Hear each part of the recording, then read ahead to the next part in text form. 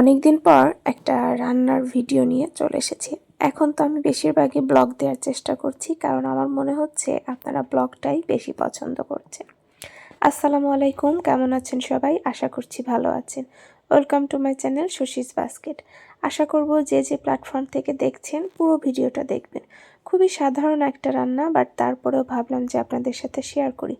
প্রতিদিন তো আর এরকম কিছু থাকে না যে যেটাকে প্রত্যেক দিন একটা ব্লগ করা যায় বা ভিডিও করা যায়। আর রান্না আগেও বলেছি যে বেসিক রান্নাই আমাদের বাসায় হয়, সেটার রেসিপি আকারেও প্রত্যেক দিন দেওয়া যায় না। আবার আমি ওরকম সুন্দর করে গুছায়ে গল্পও করতে পারি না যে নর্মাল একটা জিনিসে সুন্দর গুছায়ে গল্প বলবো যেটাতে আপনারা আকর্ষণ হয়ে পুরোটা দেখবেন। কারণ এরকম আমি দেখি কেউ নর্মাল একটা কিছু দিচ্ছে বাট খুব সুন্দর করে কথা বলছে, যাতে মানুষ অনেক আকর্ষণ হয়ে পুরো ভিডিওটা 10-12 মিনিটও দেখছে।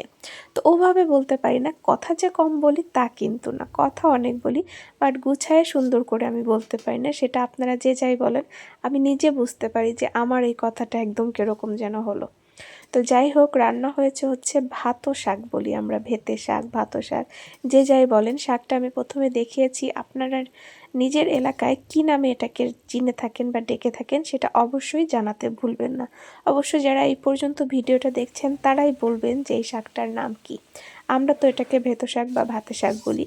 এটা এখন তো চাষ করা হয়, আগে তো নর্মাল ধান গম এগুলোর মধ্যেই শাকটা এমনি এমনি হতো, ওটা খেতে বেশি টেস্ট।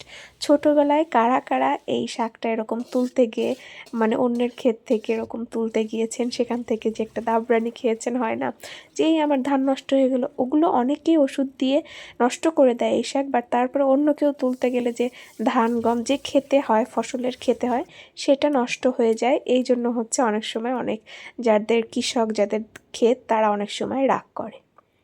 এটা শিম দিয়ে আমাদের এখানে সবসময় এই শাকটা আমি দেখেছি শিম দিয়ে আলু, সরি ভুল বললাম, পেঁয়াজ মরিচ রসুন দিয়ে ভাজি করে, তো সেটাই করা হলো। তো ভাবলাম যে ফুল রেসিপি কি, শাক ভাজি কি বলেন, হ্যাঁ রেসিপি দেখাতে গেলে, ফুল রান্নাটার প্রসেস দেখাতে গেলে হয়তো আমার শাক বাছা থেকে শুরু করে রান্না করা, পেঁয়াজ রসুন কাটা সব মিলায় দেখাইতে গেলে হয়তো আমার আধা ঘন্টা লেগে যাবে, বাট সেটা তো দেখানো যাবে না, কি আধা ঘন্টা। তো শর্টকাট দেখে ভাবলাম, এরকম আমি অনেক দেখেছি, যেহেতু আমরা কন্টেন্ট ক্রিয়েটর, অন্যের অনেক কিছু দেখে শেখার চেষ্টা করি, নিজে নিজে আইডিয়াটা যে এটা হলে ভালো হবে। তো এর আগে আমি যেন কাকে দেখছি সুন্দর করে খাচ্ছে এবং খুব সুন্দর সুন্দর কথা বলছে, তো আমিও আজকে সেভাবেই চেষ্টা করছি বলার, যদিও আমি জানি ওভাবে অত সুন্দর করে কিছু আমি বলতে পারবো না, বাট যেহেতু ভিডিও দিতে হবে, ভিডিও করছি, কি করব, আজকে অন্য কিছুই আমার শ্যুট করতে ইচ্ছা করছিল না।